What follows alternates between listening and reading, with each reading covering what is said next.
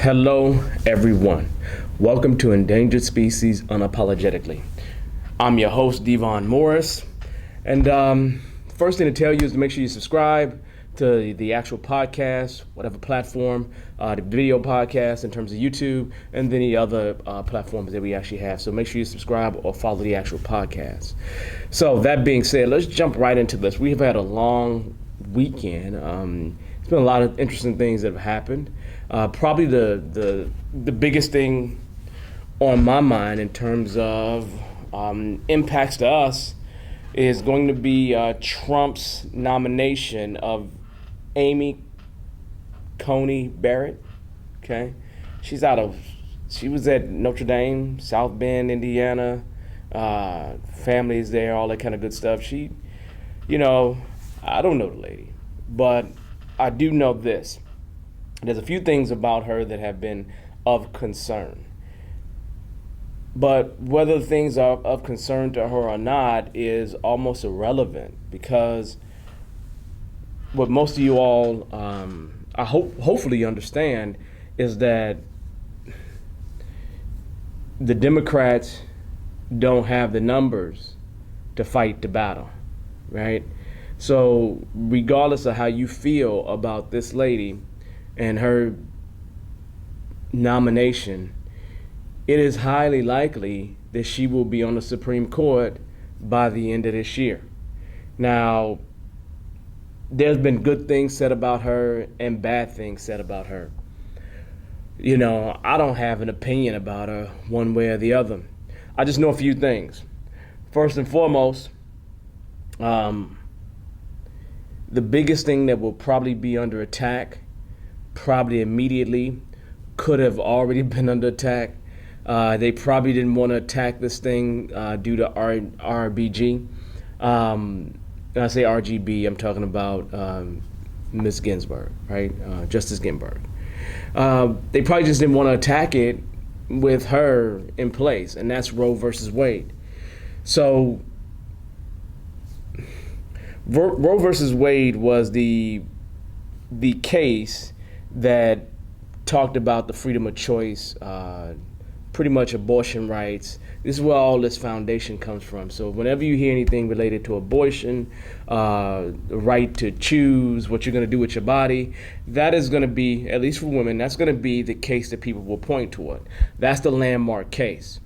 Well, the thing is that it has been shown that this particular nominee has dissented in the past in the Seventh Court of Appeals or something like that. She's dissented and basically supports not being able to choose an abortion based on race in particular.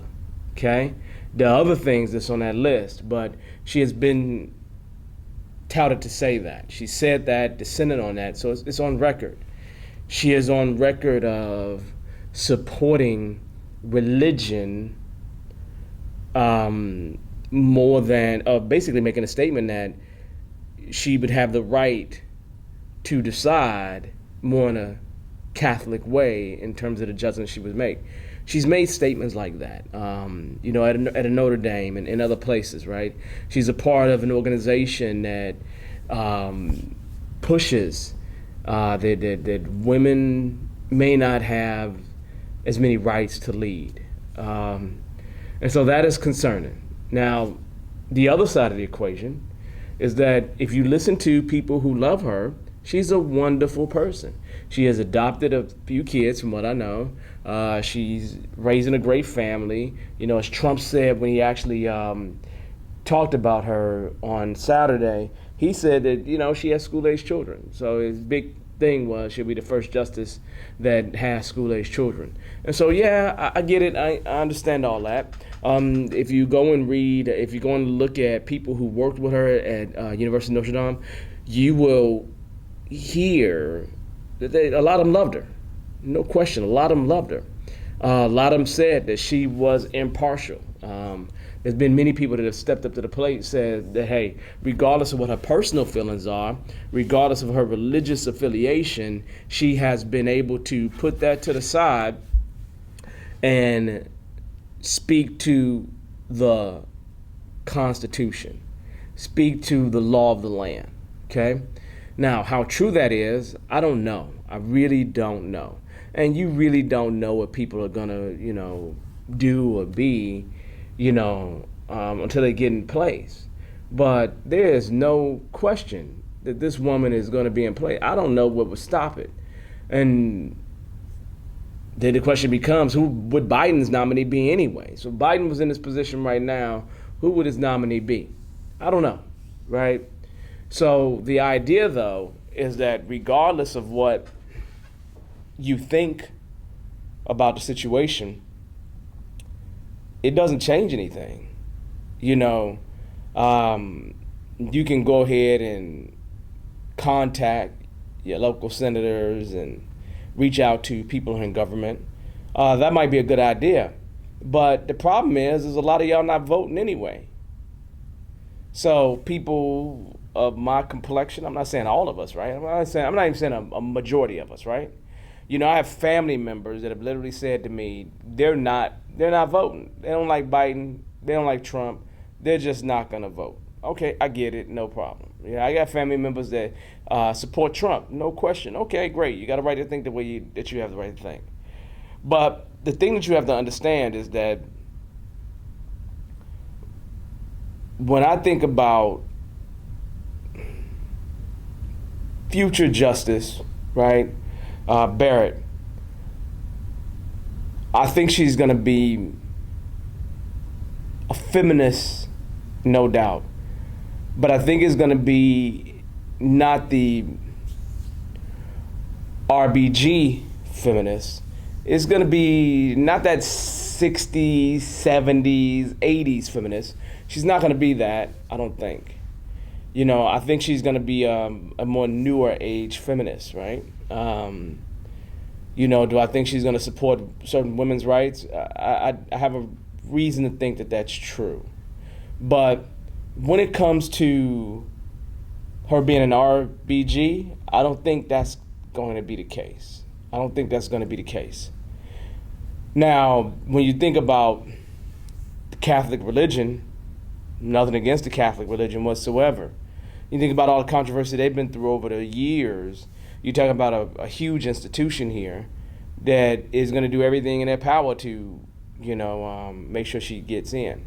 And I would guarantee you that probably 50% of the judges up there on the Supreme Court or the justices up there are probably Catholics. I don't know. I haven't really researched that. But it's probably heavy Catholics. And I could be wrong, so don't really quote me on that. The bigger concern I have is, will feminism or religion impact the decisions that she will make as a justice? It's really my only concern, because the way I look at it right now is they're stacking the deck. And they are stacking the deck in a way that even when the country transitions to be majority non-white, they will have lifetime positions in the Supreme Court where they can actually shape policy, whether you like it or not, for the next few generations. Okay? And so that is the worry that I have. Now, if I think back for a minute to me over the years, right? Let's count decades, right? In my 20s, this wasn't a concern for me. Not at all, right? So get the right to vote, 18. 20s, not a concern, right? Definitely teens, not a concern. 30s, not a concern. 40s, midway through, even with Obama, I had some concerns about who we would pick. But this would be Trump's number 3. Okay? So Trump will have impacted a third of the Supreme Court. I believe it's number 3 for him. Okay? In just the 4 years that he's been president. Now you're talking about a man that's lost the popular vote. You're talking about a man who, is in. He's the president. There's no question about that. But whether it was Trump or somebody else, even if it was Hillary Clinton, she would have had the right to shape the direction of every. And Hillary Clinton would have probably had 4. Well, it would have had 3 because it probably would have been that the notorious RBG would have actually retired instead of died. So it still would have had 3. So the problem remains the same. We can complain about this nominee to the Supreme Court all we want to. But the question I ask is, what action are you taking for that? What action, as I sit here classifying myself as one of the endangered species, what actions are you going to take to change that? I mean, what's your next step instead of saying I'm not going to vote? So, it's one of those things where, do I want you to vote? I want everybody to vote. I want everybody to vote. I want everybody to vote. But you have a right not to, okay? You have an absolute right not to vote. But when you don't vote, the question becomes, how are you impacting the generations that come after you? So for those that didn't vote in the Hillary Clinton-Trump election, lots didn't vote. For those that didn't vote, you're going to be the first one who complains when something impacts you.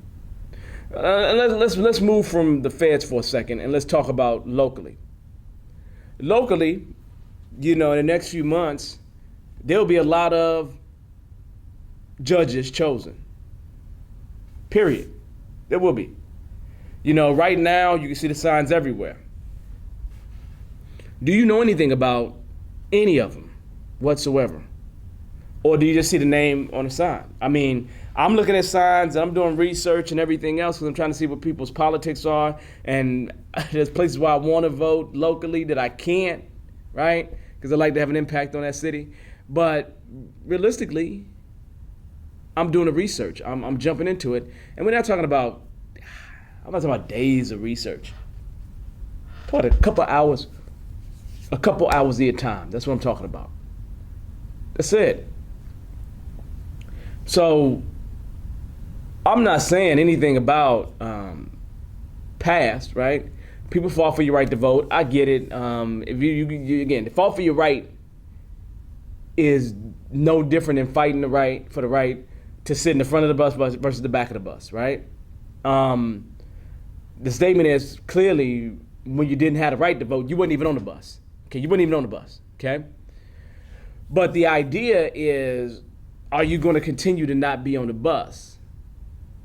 So, as an endangered species, my question is a little different now.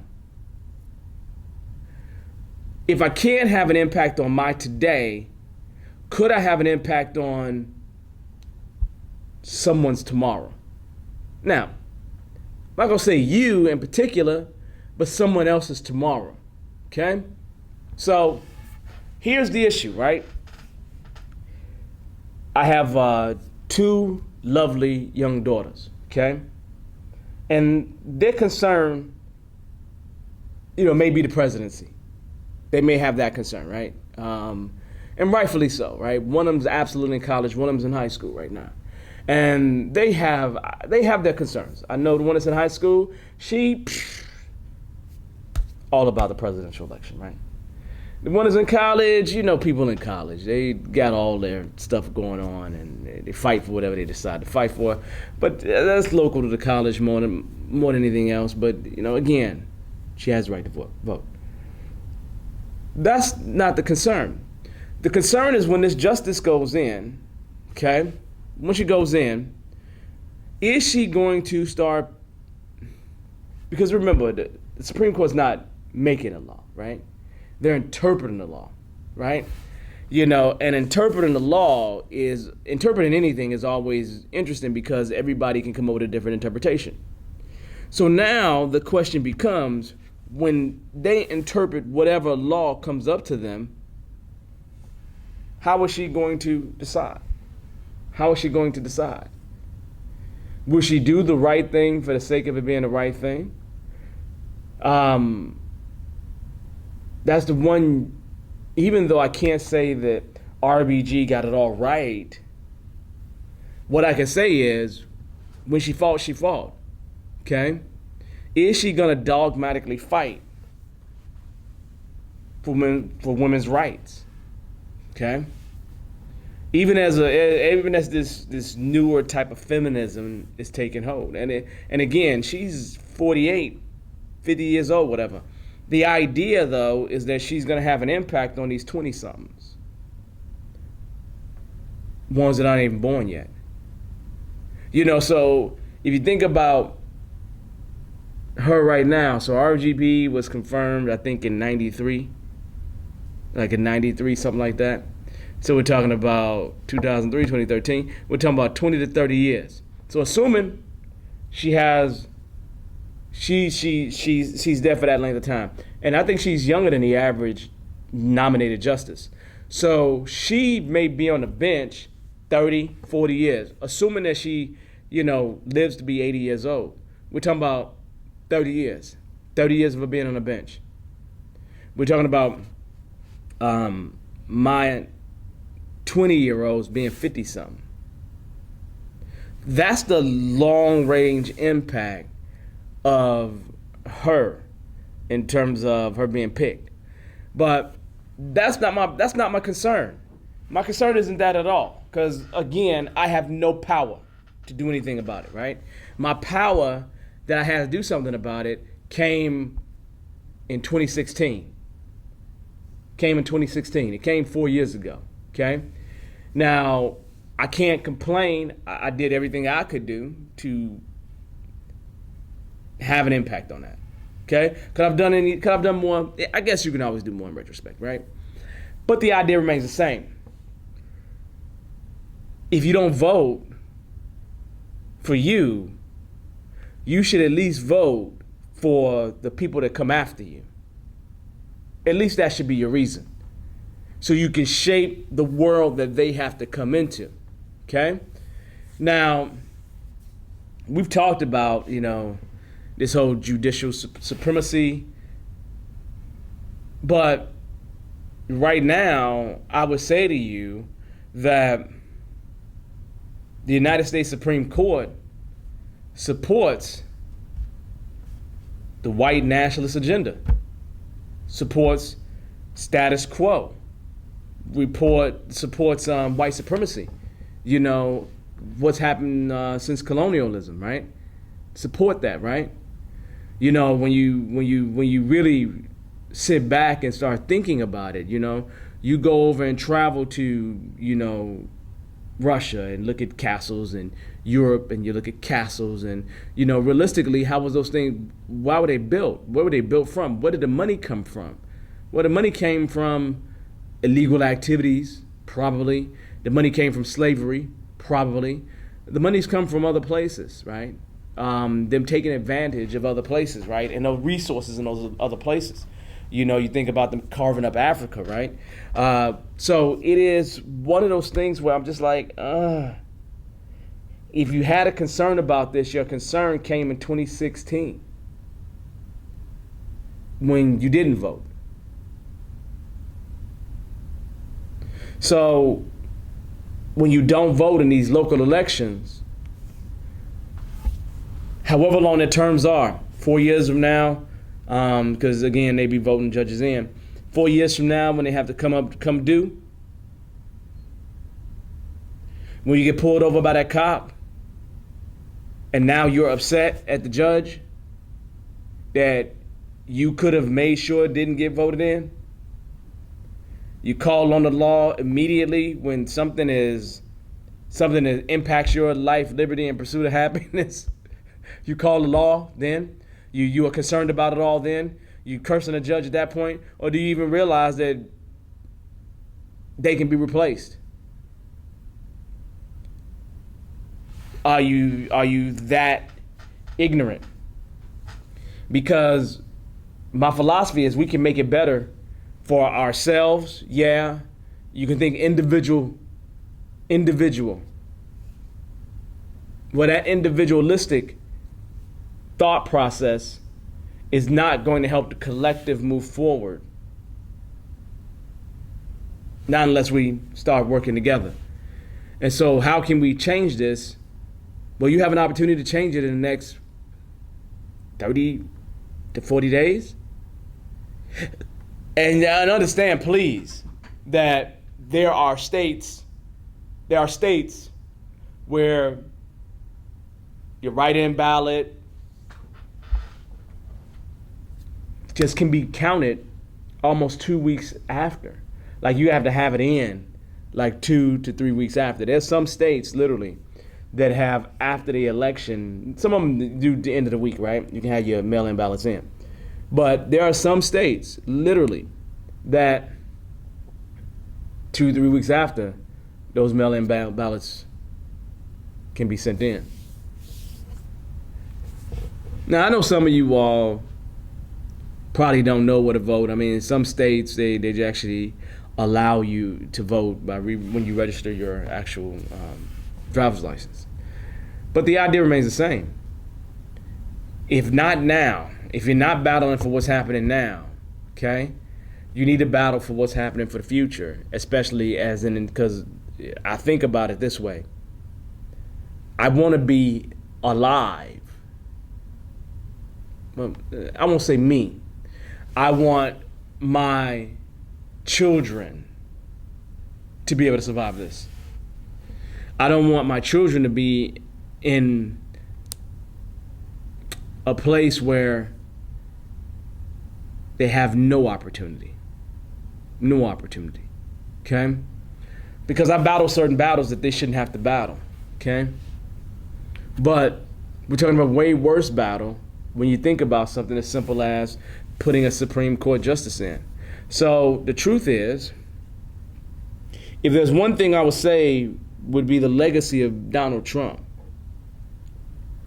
Yeah, all the fake news stuff, yeah, that's cool. I get it. You can say whatever you want to say. Yeah, the billionaire, playboy, I'm rich, I got it like that. Obviously, that ain't true. Okay? But it's been presented that way. A lot of rappers have always even supported and presented that way by saying it in their lyrics, right? You see that all the time, right? My concern is a little different. Okay? My concern is a little different. Because his legacy is not going to be the things that he has talked about or, just grab about it's not going to be any of those things. Trump's legacy is going to be the Supreme Court. Period. Trump's legacy is going to have an impact on you 30 years from now, right? And,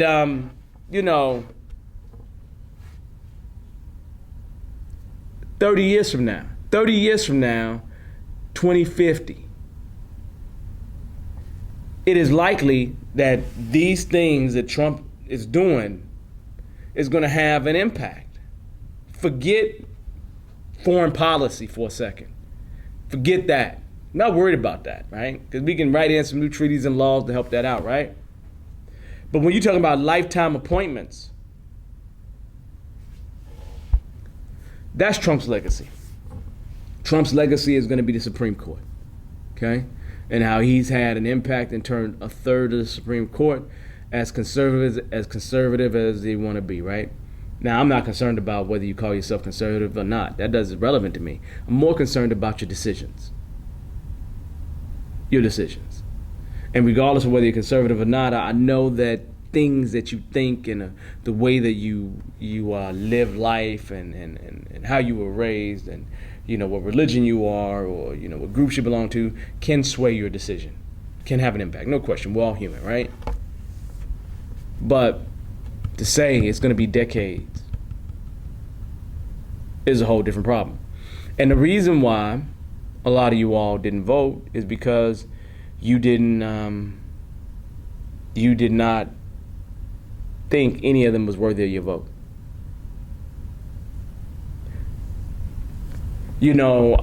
I would feel way more comfortable in voting if there was a black political party.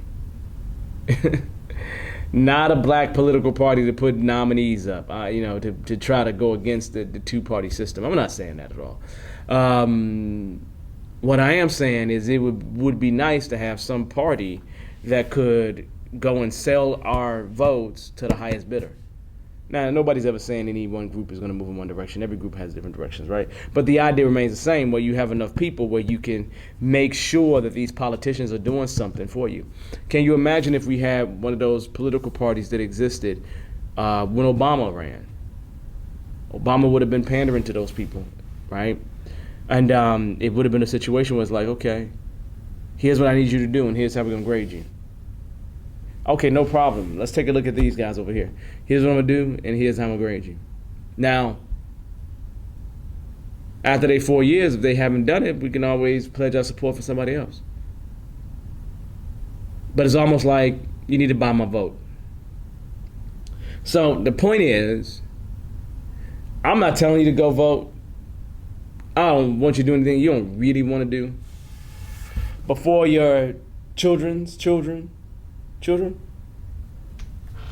may want to think about it. And this is really, I'm having this conversation with the endangered species more than anything else, because it's the endangered species that are usually the ones that's disenfranchised. They're the ones that say, this system is not working for me. Forget the system as a whole. Just carte blanche, forget the system.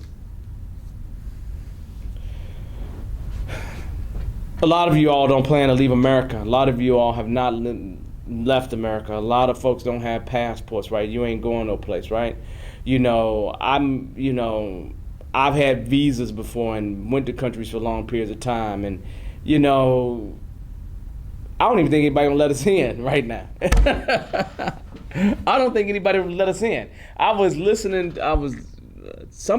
taking a look at where, a local airline here is going to be doing a quick coronavirus test. So then when you go from one city to another one, especially far away, you don't have to have the 14-day sit down.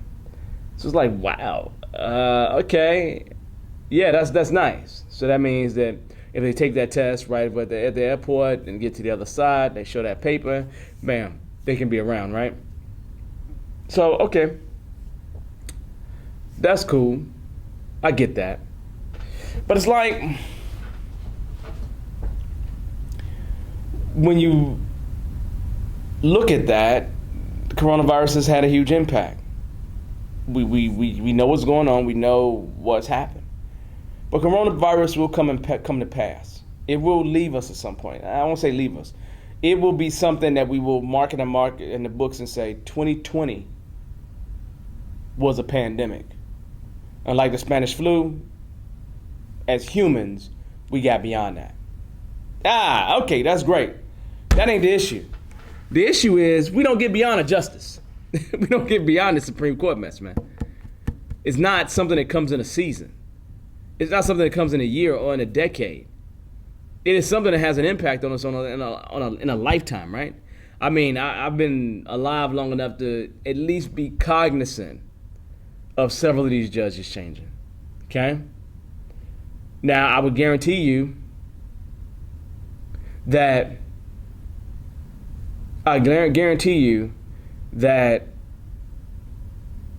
Clarence Thomas steps down. I guarantee he retires. Because the thing is that when it comes to conservatives, they make a plan. And I guarantee you he pick his replacement. And I hope I won't say I hope it isn't. But I guarantee you that his replacement is likely somebody who's in the news related to the Breonna Taylor case. The Attorney General there, Daniel Cameron. Guarantee you he'd be up for nomination because he He was on Trump's list. It's like, wow, okay. So literally, it's wild, man. When I say it's wild, it's completely wild. So just understand these local elections have an impact. They have an impact. I mean, a Barack Obama not winning the Illinois state government, not becoming a senator, right? Not becoming a part of the government, means he never gets on stage at the Democratic convention. We talking about a series of unfortunate events that had to happen in Illinois for him to be positioned to be able to do that, and put him in a position where he's the front runner for the state. I remember meeting Obama and him coming campaigning as a part of his organization I was a part of, and I got the opportunity to meet him then.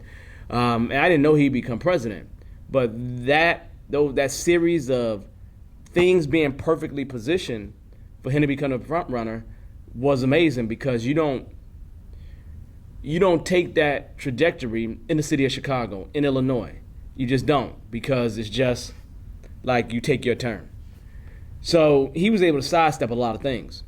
And so he ultimately ended up becoming president, but that step to the Democratic convention, or that speech that made him okay for whites, because that's what had to happen. He had to become okay for whites, right? Happened at the Democratic convention. That definitely happened then. And so that right there is what skyrocketed him to the presidency, right? So your local politics do matter. Your state politics do matter, okay? So even if you're not trying to shape what's happening with the presidency, there's a lot more for you to vote for.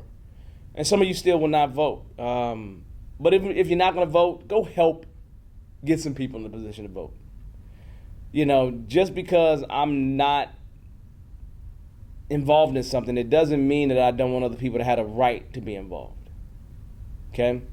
So go vote, or at least position other people to go vote. At least do that. Take some of our elderly folks and be a caravan and get them back and forth, right? Go get them to do some early voting, all this kind of stuff. We got craziness happening with this coronavirus, right? So if you're gonna vote, my statement is vote early. I mean, as soon as it's open up, I'm telling you, I'm gonna go vote. I'm gonna vote early. I'm doing an early ballot. That's what it's gonna be, because I'm not gonna be there standing in line on the day of, because it's gonna be nuts. It's gonna be crazy. Okay. So now, great, we got that. Okay. Now, here's the deal. Let's move on past that justice thing. Okay. Probably the next biggest topic that's really happening in today's world that does have an impact on us has been this continuous Breonna Taylor thing, right? You're getting people that are being ostracized because of some of the statements that they're making, like Charles Barkley and Shaquille O'Neal in terms of sports, and other folks, right? You see LeBron James on the court saying that he wants justice, and even if it's slow. You're seeing these major figures having their opinions, and I understand all their opinions. But here's my problem, right? Even there was a team that said that Breonna deserves better. All that stuff is great, but y'all voted dude in. Y'all voted in somebody who is obviously a staunch Republican. He actually has lineage with those people, right? And so you're not happy with the decision he made. And so we still have a lot of protests that are going on right now. I mean, literally happening right now. I mean, I won't say right now, especially at night, okay? So, Breonna's mother, I don't remember her name. I know Tamika just comes to mind. She didn't expect for anything to be done. Right? I didn't expect for anything to be done. Well, you're hoping. People do the right thing, right? But here's my problem. In the United States, I feel like we're in the most horrible, worst game of tug of war right now. Like, and it's all and it's not the upper class that's in that battle. They're not in the tug of war at all. They're just sitting on the sidelines, waiting to see who's going to win, and they're positioning chess pieces in the background, right? Okay? While we're not even playing checkers, we're out here fighting physically with a tug of war, right? Because you have two cops that got shot, Is that night or the next night in Louisville, right? And they actually caught they have a suspect. I won't say he's been committed, and they have an alleged suspect, right? That guy got $1 million bond. We're talking about 24, 48 hours, right? Boom. It's interesting because it caught my attention because he has my brother's name. He has my brother's first name, okay? And that happened within 2 to 3 days. Okay, I get it. He shot 2 officers. You don't want to do that, okay? But my question is, when you go to somebody like Ahmaud Arbery, he was shot in February. The vigilantes who shot him didn't get arrested until May. And then maybe a few days after that, the guy who took the video of it all happening, got arrested a little bit later, right? Now, I don't think they have a bond at all, right? I don't think they're going to allow them to bond, have even that opportunity, okay? But this is the ultimate game of tug of war. Tug of war where the stakes is so high. But the problem is that no matter how far one pulls in one direction, the other pulls in the other direction, no change is happening. Everybody on the sidelines still remain the same. They still remain the same. You put in a couple of laws here, a couple of laws there, but nothing has really changed because you still see folks dying. I saw another video of a young man who, I guess sheriffs was telling him to get out the street and, putting their hands on him and them saying to do this and pushing back and forth. They got in a tussle, got on the ground, shot him. Now, you can hear them say he got my gun. Next thing you know, you see blood all on the street, sidewalk, whatever it was. You legitimately see blood all on the street. You hear a shot, you see another pass of it, you see blood on the street. There probably be different angles of that. You see this happening, right? You see in Wisconsin when the 18-year-old literally shot someone and came out and said, I shot someone. Special, different kind of treatment.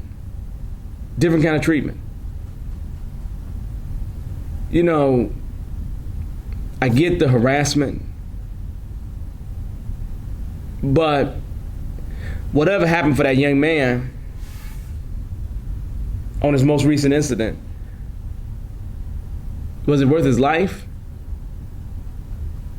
The problem I have is this, right? In this ultimate game of tug of war, regardless of whether we gain more in this tug of war, black men are dying on the street, man. Black men are dying on the street, and we are dying in the most horrific of ways. But the problem is, we've always been dying in this horrific way, right? It's been nothing but this state vigilante type thing, okay? So what's going to happen in that situation? Not a whole lot. You look at Rashard Brooks, right? He has a taser. You got a partner. He has a taser. He got your taser off you. Shot the taser back, you shoot him with a gun. Wow. You know, that type of force is like ridiculous. But yet you can take somebody who shoots up people at a church and buy them food. When is enough enough?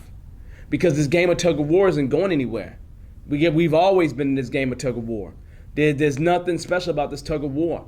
Matter of fact, I would say, when are we going to move beyond civil rights and move toward human rights?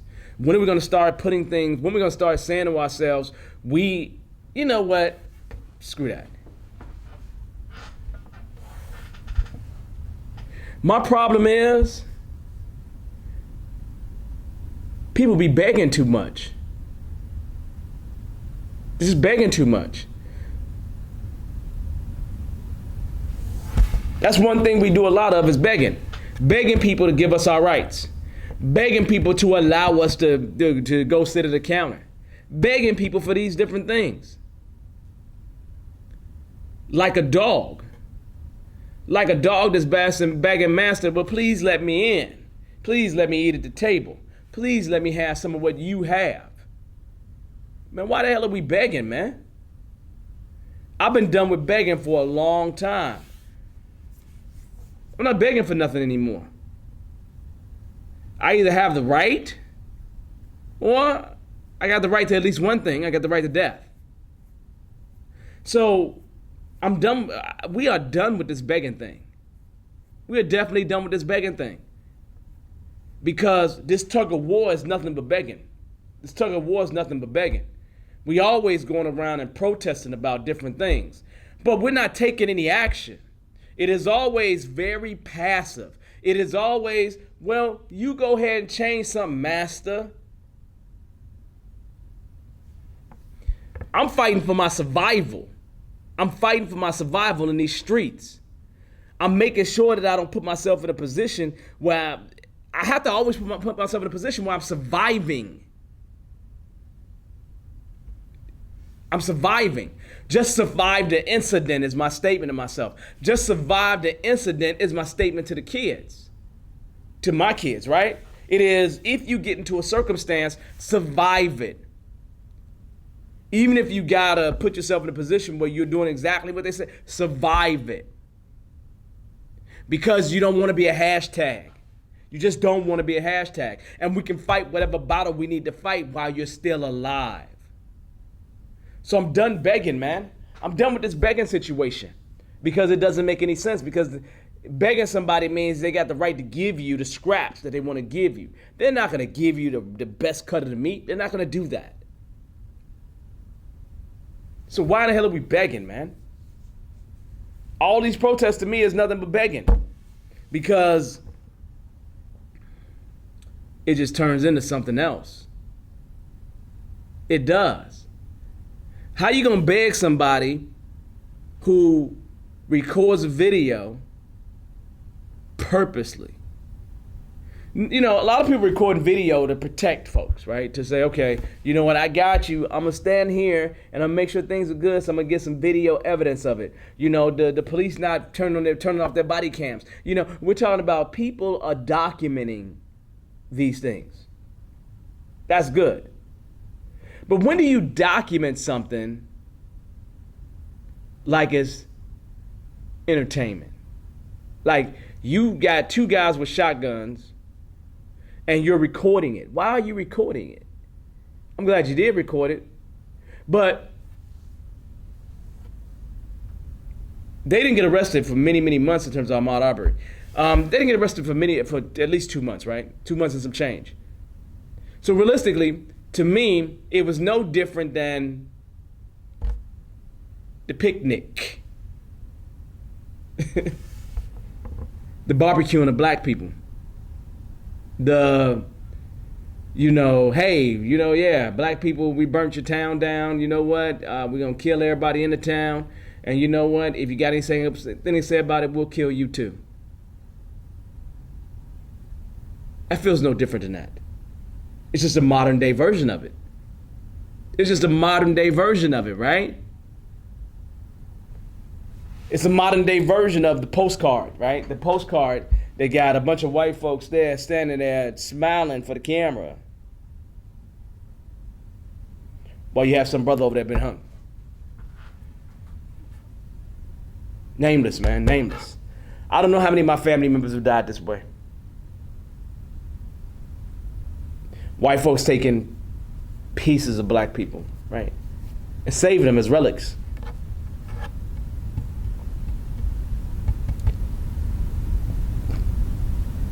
Where else have people been treated like this?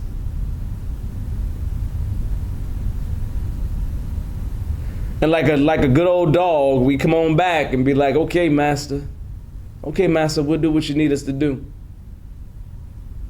Just so we can get scraps from the table. Nah, man, it's no longer time for that, man. No, we need to stop begging, and we need to demand. We need to take what's right.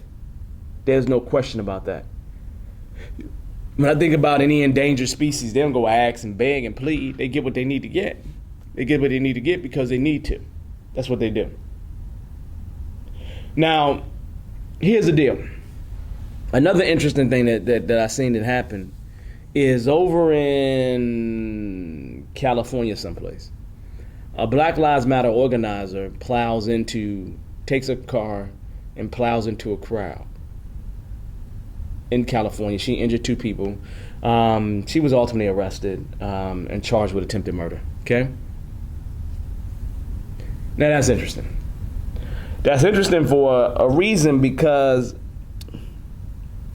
I was doing a little bit of research, and there's a guy, you're welcome to follow him. His name is Ari Well. So on Twitter, ARIWEIL.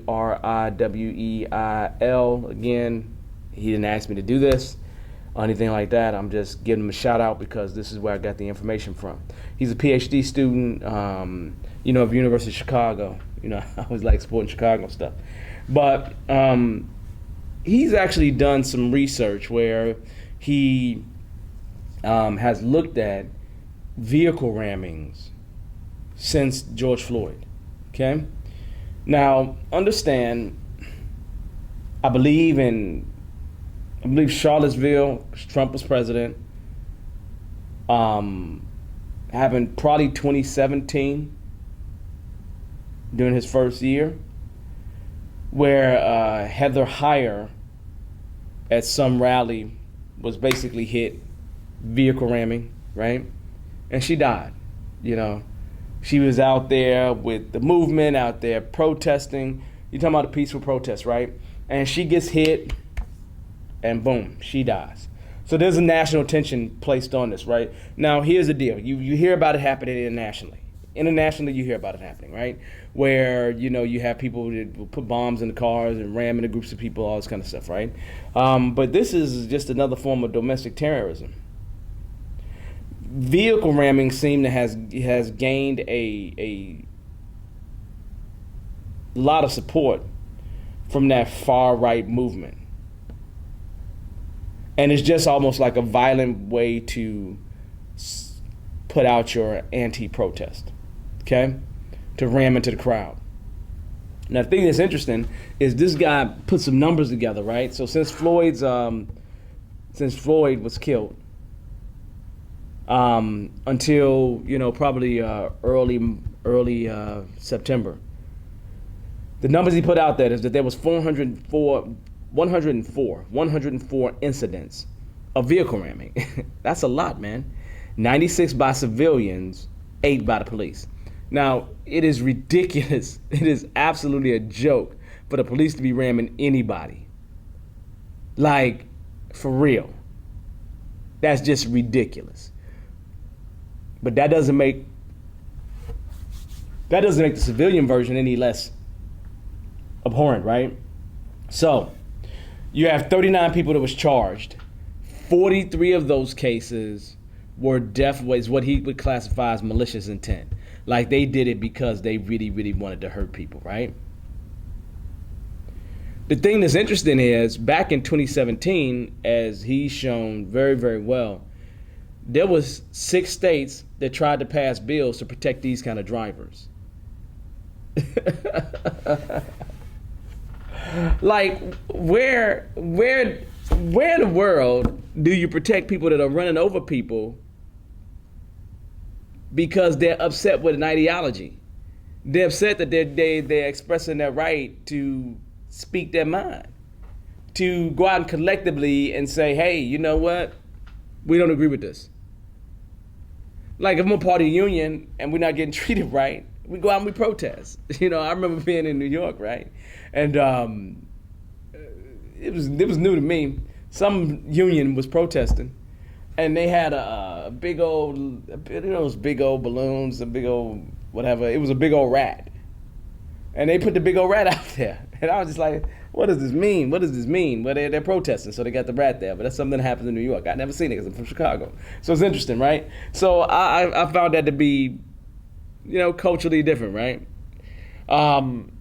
But not remember what states it was, but there were 6 different states who tried to pass bills to protect those drivers, right?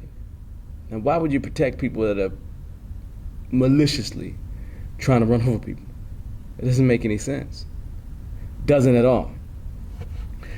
Some of the statements that those people have made have been statements like, well, they ran into him because when it was in open court, they ran into him because they needed an attitude adjustment.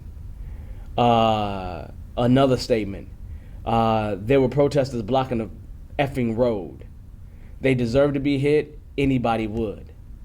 Wow. Wow. The problem is this, man. The problem is this, right? There is a lot of memes going around right now that are supporting the narrative, or at least promoting the narrative, of dehumanizing protesters. Now, this is a dangerous thing, because one of the reasons why we continue to get shot as black men, one of the reasons why we continue to have the issues that we have as black men, is because of this whole dehumanization. In order for the good conscience of good old white folk to be appeased, you can't tackle or battle them feeling like they're good people. So if you take a group of people and you dehumanize them, then you have the right to do whatever you want to them. It's kind of like you have people you have these vehicle rammings, and the people that are doing the vehicle rammings are going to receive less justice. Well, the people that are being rammed into will receive less justice than Michael Vick received, or at least the Michael Vick received for the dog. The dogs he was fighting, or his friends was fighting, or whatever. There will likely be people that will serve less time for hitting people than there will be than there was for Michael Vick in terms of that dog case. I almost guarantee you that. So when you think about that, that's making a clear statement that we have been dehumanized to the point where our lives aren't as valuable as dogs, some people's pets. Yeah, that's a huge statement, man. Because it's the dehumanization of black men is a big reason why we are endangered. Me walking into a meeting, me going into a store and being watched, or, harder clutching of a purse, right? Me walking down the quad and, the white folks go to the other side of the quad, right? And it's easier for them just to go where I'm walking, right? This is part of that dehumanization process, right?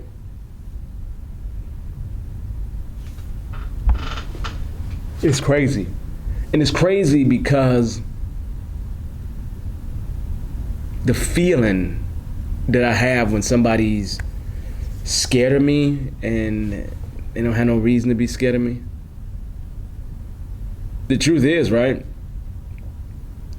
If I see a bunch of black men walking down the street, well, I'm from Chicago. I make the assumption of, hey, this could turn into a bad situation. But if I see a bunch of white men walking down the street, it's even worse. It's even worse. Because I think the same thing. I think the exact same thing. But it's worse. And it's worse because I know that if they do something to me, I may not ever be seen again.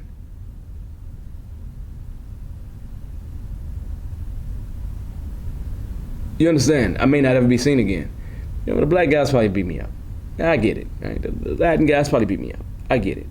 But those white guys, because in Indiana, they tried to lynch a black guy. In Indiana. Like, wow. Here in Texas, they drug a guy. I think his name was Bird. Before I even made it to Texas, a while ago, they drugged the guy. It's crazy.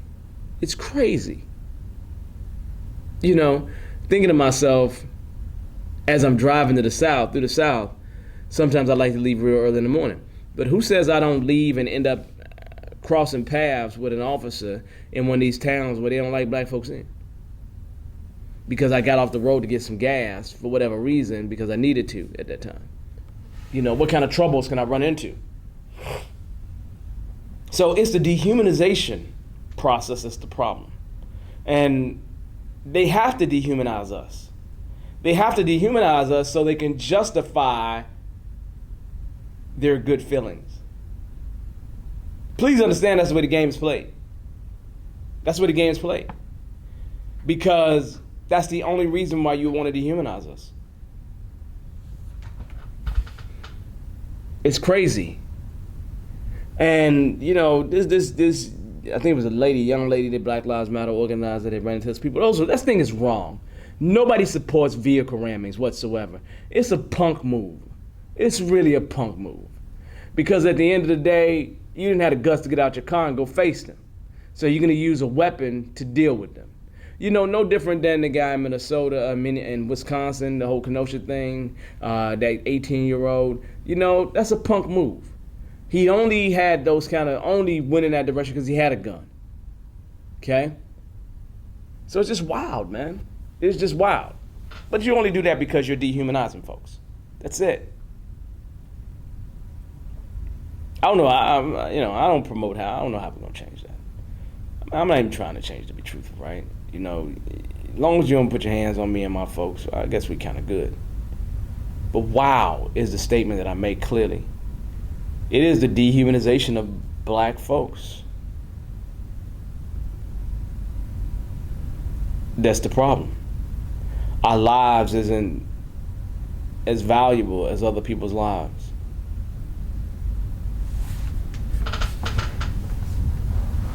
My life is very valuable to the people I love and care about. But everybody's life is valuable to me. I don't find anybody's life to not be valuable. Okay? So that right there is interesting, this whole vehicle ramming thing, right? And how do you, with these memes and stuff like that, why do you justify that? That's the weapon you're going to use. You're not going to shoot a bunch of people. You're going to go ahead and just run them over. So it's just interesting. That's just one of those things. But this takes me to a really different topic, right? And that topic is kind of what we just were talking about. And that's realistically the flipping of the narrative. The flipping of the narrative. Read a book a while ago called White Fragility. In that book, by Robin DiAngelo, she said something really interesting. She said that realistically, it's a challenge to our very identities as good and moral people. That's what she talked about, and when she references white people, right? Anything that challenges their identity, okay? Them being good and moral people. And so what happens is a lot of flipping of the narrative. A lot of flipping of the narrative. Like, you may go ahead and be super duper racist to me. But then what you will do as a Karen, you will call the police on me and tell them things to come protect your interests, because I've done something that you didn't quite agree with, even though it might be in the boundaries of my law, just like the guy bird watching, right? And the interesting thing is they had the same last name. You're bird watching. Dog shouldn't be there. Sign says it. I just address it with you, and you're offended by that. And you call the police on me and tell them things that you shouldn't have told them, that I've done. Wow. And luckily I had a video of that. So it is one of those things, and then after that, you see just the cry out going back to, she's a good person. She had a crisis. To the point where the black guy was protecting us and leave her be, she's fine, don't do anything else. Because what happens is Karen's tears turns into a whole nother thing. It turns into the system, the institutions, taking all their force and protecting Karen. It's interesting. But I was kind of doing a little bit of research, and I think we can really, really kind of take a step back, and you can see that whole white fragility in the current president of the United States of America. Now, this is not me saying anything really negative about the president. It isn't. I just want you to just take a little journey with me, okay? Earlier this month, Trump went to and visited Kenosha, Wisconsin. And he called the violence in Kenosha, Wisconsin, domestic terrorism, or that it was completely anti-American. So let's kind of take those terms apart for a second. Domestic terrorism is committing terroristic acts against your own country, against your own citizens. Okay? Now, let's talk about this real quick. Kenosha, Wisconsin, Jason Blake shot in the back 7 times. Protest happens after, 2-3 days after that. Kyle Rittenhouse shot 2 people, I think killed 2, injured another, right? Otherwise, the protests were peaceful. Maybe there was some property damage. I don't remember. Okay? Again, domestic terrorism is terroristic acts against the country. Protest is not an act of terrorism. A protest isn't an act of terrorism. So, if a protest isn't an act of terrorism, the only acts of terrorism that occurred were being shot in the back and being shot while protesting. So again, against your fellow citizens is what terrorism points toward. So the institution has committed an act of terrorism. The white American has committed an act of terrorism. He also said anti-American. What is more American than the freedom of speech and the ability to protest? So for me, I think about Nixon and how Nixon basically said, just make sure you don't talk in terms that are directly toward black people, directly toward minorities. Talk in more ambiguous terms. It's how you win an election. And so Trump is using these ambiguous terms because really anti-American is non-white. Really domestic terrorism is terrorism that's been perpetrated against us. But he's not referring to that. He's looking at protesters like, look, man, we got all this crazy violence. We got all this looting. And I just don't remember a ton of looting and stuff like that when it came to Kenosha. Now, I understand that there's been looting elsewhere. Wow. So who's the domestic terrorist? Because what Trump has been doing, at least what he's doing in terms of his statement of domestic terrorism and anti-American, he's flipping the narrative. He's making white people feel like they still can have good moral and good character because these protests are anti-American. Downright domestic terrorism.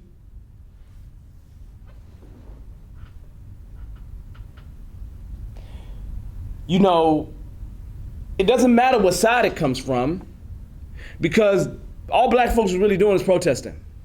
Let's flip the script. In the recent months, you have heard of more far-right militant groups. Antifa, Boogaloo Boys, Proud Boys, many, many others. And you know what? You hear their names kind of thrown in there as well by the same president.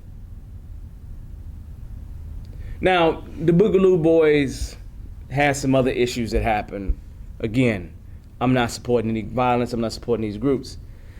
But you hear the same terms being associated with them. Now, these are likely gun-toting folks right here. The protesters aren't. They're two very different camps.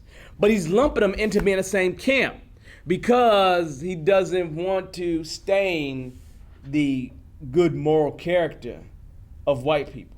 So these white people right here, nah, these are domestic terrorism. You know these white people that are protesting? They're domestic terrorism.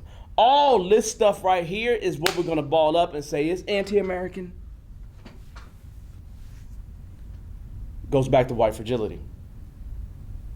Absolutely goes back to white fragility. Because a lot of these groups are just groups. They're not doing nothing, right? They talk a lot of rhetoric, but they're not doing much of anything, right? It's wild, man. So it's just continually flipping the narrative. And that's the problem. Is that how do you find a truth when people continually flip the narrative? When white folks completely flip the narrative every single time and make you feel bad about the fact that they're racist, about the fact that they've done you wrong, make you feel bad. Oh, it's going to be okay. It's going to be okay. Come on, man. Come on, man.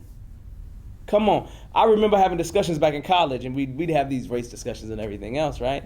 And then if it got intense, okay, you're a good person. Okay, don't worry about it. We're good. We're going to make this work.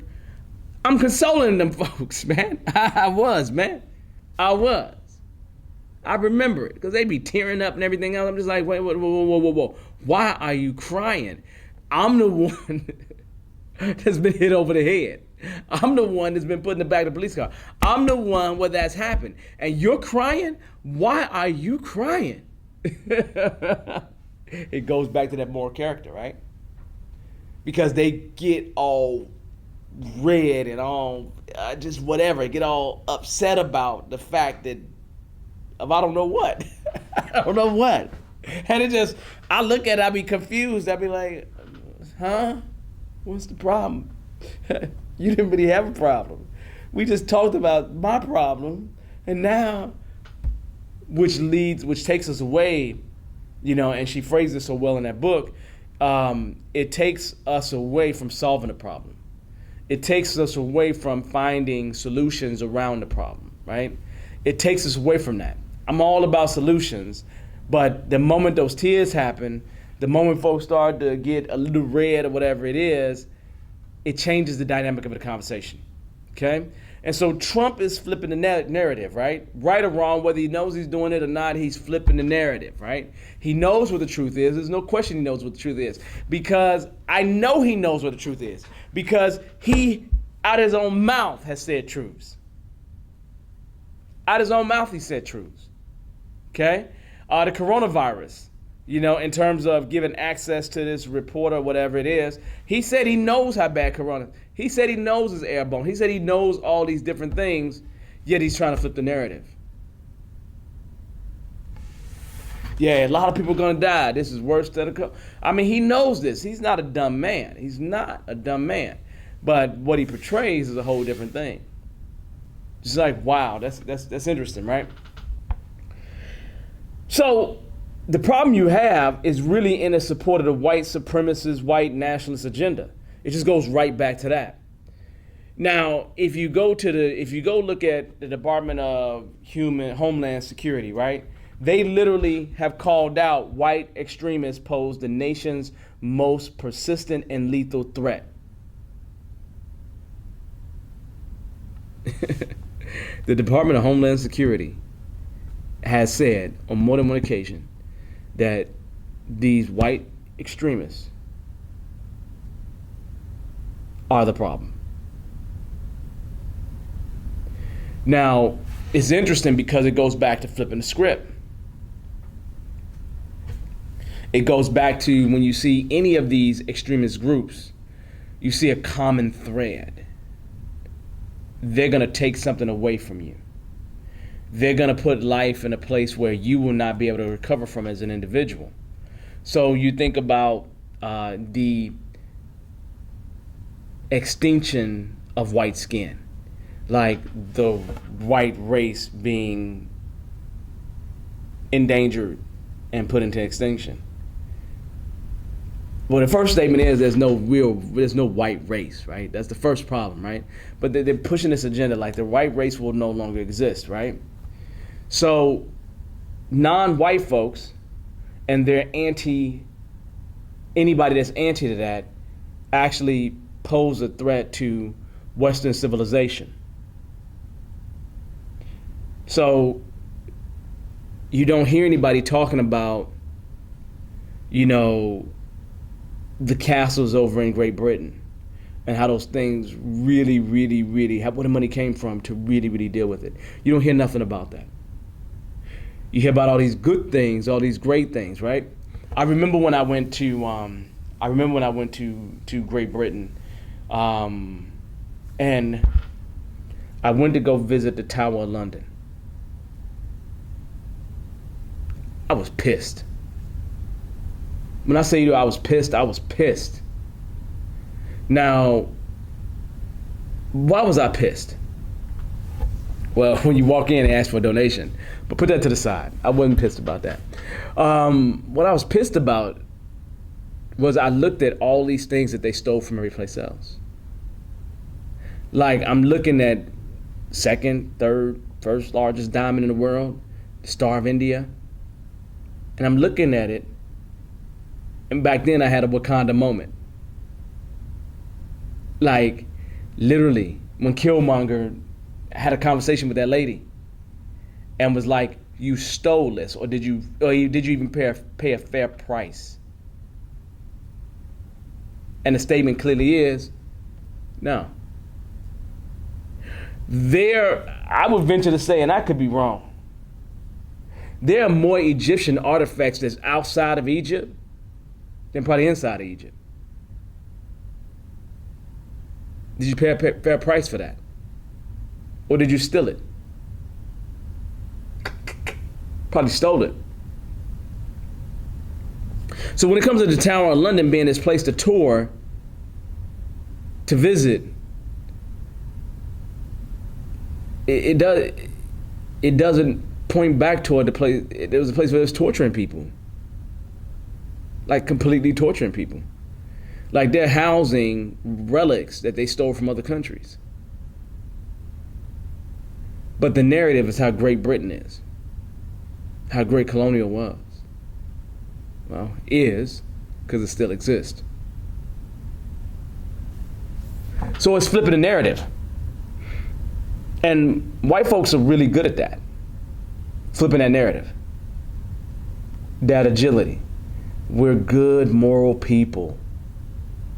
Native Americans, white people bringing over blankets that they for sure had the measles in or whatever the disease was that was killing off Native Americans. Because the idea is that Native Americans, the native folks that was here, right?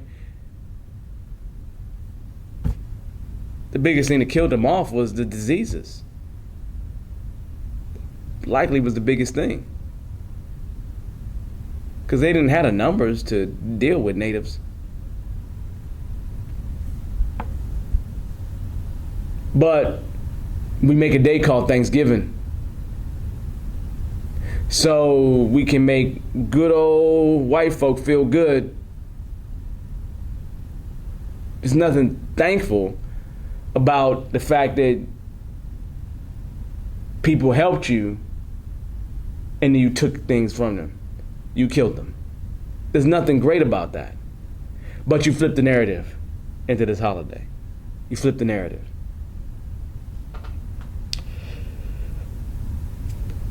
Russia. Trump and Russia. How in the hell do you have a country mess with other countries' elections and you know about it? Like, you know that that's happening. How do you literally commit a crime right after or while you're being investigated? Like, you tell another country to go do something, else you're going to take away their foreign aid. What? You think Russia, right? These elections in terms of Russia. We got another incident where Russia is involved in our elections in some kind of way, right? But that's not your concern. Your concern is going to be hard, there's that the election is being stolen. You're flipping the narrative because the idea is that if anybody's stealing the election, it would be Trump. Especially if you got Russia behind you doing things behind the scenes. Again, flipping the narrative. Flipping the narrative. Okay? Here's words I've heard the President of the United States use. The words agitators, anarchists, thugs. Mostly for peaceful protesters. Like, how are you a thug if you're a peaceful protester? Like, really? Come on, man. Are you serious? I'm a thug, right? Thugs should get love too, right? Okay? All thugs ain't bad people. The point is, you making them bad people, right? You're flipping the narrative, right? Because what you want to do is you want to show that the people that own these businesses that are exploiting, that the institutions that are exploiting non-whites, you want there to be that good moral character. So you don't feel bad about yourself, right? Interesting. It's no different than Trump stopping all diversity training. But flipping the narrative on it, so it sounds like it's a bad thing. We live in a world full of diverse people. If I'm correct, he ended up calling it, this a sickness. Like, it's a sickness in the government to do diversity training. When the government is diverse, has all kinds of people in it. So learning how to work more effectively together is a good thing. That's how you build high-performing teams. Wow. So if I say that something worries me, it's going to be this flipping narrative. It's going to be the white fragility. Because we got a lot of white fragility to just get through in order to get to the other side of this thing. Because remember, that tug of war is just that back and forth tug of war. It just ain't going nowhere. Okay? And a lot of these conversations will actually stop, unfortunately, because of the white fragility. But, I mean, people are way more open than they have been in many years, to be truthful, right? In many years, people are way more open than what they have been. Okay, so that is interesting. I'm not done yet, right? I'm not done yet, because the most interesting thing that's happened in the past 24 hours, like literally, the most interesting thing that happened in the past 24 hours, is another absolute flipping the narrative. I don't even have TV, right? I don't watch, regular TV, right? And so I'm looking, and New York Times puts out article, Trump's taxes. Woo! Woo! Now, I found out within the hour on the app. I found out as soon as they released it, right? Because, I subscribe all this good stuff, right? And so I found out on the hour, right? And I looked at it. I was like, wait a minute. Wow. But here's the interesting thing. An hour after it was released, Trump is in an actual press conference. He doesn't know what's happened. Obviously, nobody can prepare him for this, right? And they bring up those taxes. They bring up this whole thing. They bring it up. They literally bring up, ask a question about it. First statement from him was, guess what? You know what he said. I don't even have to say it, do I? Fake news. Fake news. Now, here's the interesting thing. Trump's been in a decade-long battle. A decade-long battle. Period. About this audit stuff. The audit does not prevent you from releasing your taxes. It doesn't. It doesn't stop you from releasing your taxes. So again, flipping the narrative. Now, then what does he want the narrative to be? Well, let's talk about first of all what was actually in there. Okay, what was in there? First statement is literally, and I'm reading this to you. Dude, Trump paid $750 in federal taxes first year before the presidency, $750 during his first year of the presidency, had no income taxes whatsoever, nothing that he needed to do for 10 years or 15 years. He actually reported losses, right? They said that this decade-long battle is due to a $70-something million tax refund that he claimed. $72 million. And he's in danger of owing the millions of dollars. This president is in a financial crisis. This president is in a financial crisis, period.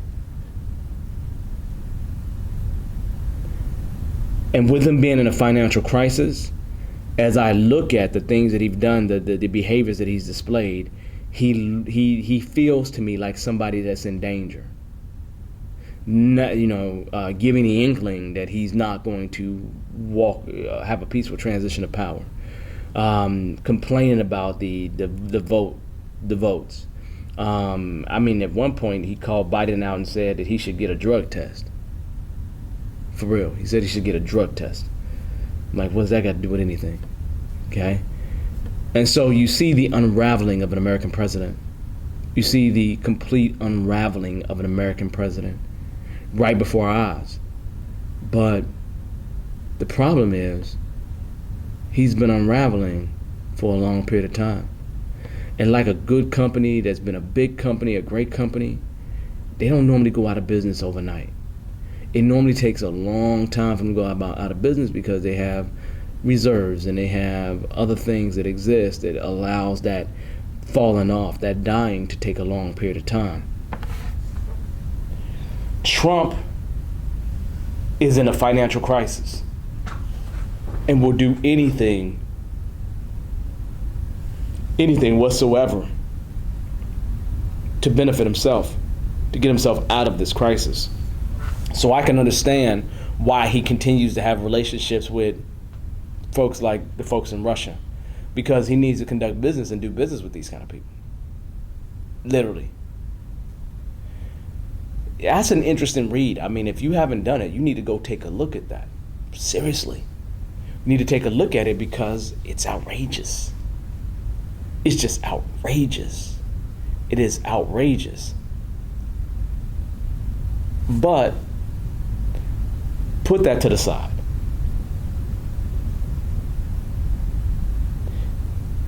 He's been flipping the narrative ever since we've known his name. He's always been flipping the narrative. Always finds a way to flip the narrative. And the personal narrative that I guess he wants to portray to everybody is that he's a rich playboy type, that he has money. And the truth is, he may have some assets. He has a lot of people that won't let him go out of business. But these are signs, these are actions of a desperate person. They're actions of a desperate person. And you still have people that are going to vote for him. You absolutely have people that are going to vote for him. And again, if you want to vote for him, it's a good thing. Vote for him, right? Vote for his policies. I would say to you, some of his policies have been, as I said to one of my family members, in terms of business, Trump was better for me in terms of business. In terms of everything else, he wasn't. Trump's not okay with his handling of the actual coronavirus. But again, what does he do every time? He flipped the script, right? Everything's good. Everything's going to be fine. I don't want to panic, instead of being truthful, right? The CDC, the scientists can't even keep up with his statements because he's continually flipping the narrative. So my concern, as we continue in the next few weeks, we have the choice between two individuals.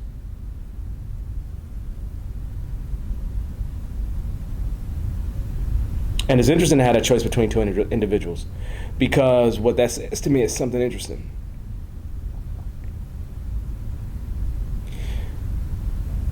We have a big battle against the moral, good person image that white folks want to portray. So even when it comes to Biden, I feel the same way.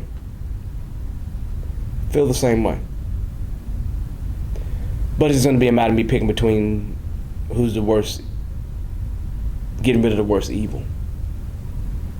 So Trump continues to flip the narrative. But him flipping the narrative is no different than white supremacists flipping the narrative. Yeah, we don't want to let immigrants in. You don't want to let immigrants from Mexico in. You don't want to let immigrants from Africa in. You don't want to let non-white people into this country. This country wasn't built for anybody else but white folk. You'll let all the white folk in, and you will call them white as soon as they get here. It's not the way it should be. So our fight right now is against the good moral character of whiteness. And unfortunately, for white America, it's a little dingy. It's a little dingy right now. That's interesting. Anyway, I think we're good. I think that's all I'll really say about all that stuff.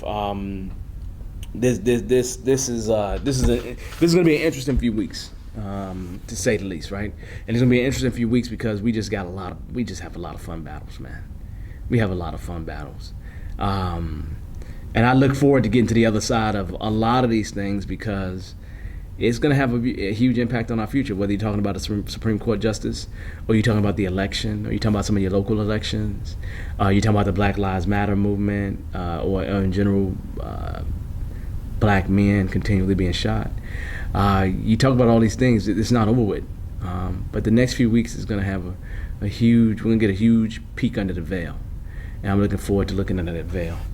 On that note, I'm going to say to you, hey, thank you for your time. Hopefully you've enjoyed this podcast. I'm going to say to you once again, subscribe to the podcast. Subscribe to the podcast audio platform formats. Please do that. Other than that, I'm going to say, look, it's been a wonderful, great one. Peace, 10-4, over and out. I'll see you later soon. Enjoy your work week. Well, maybe you're not working this week. Just enjoy your week, okay? I'll see you soon. Thank you.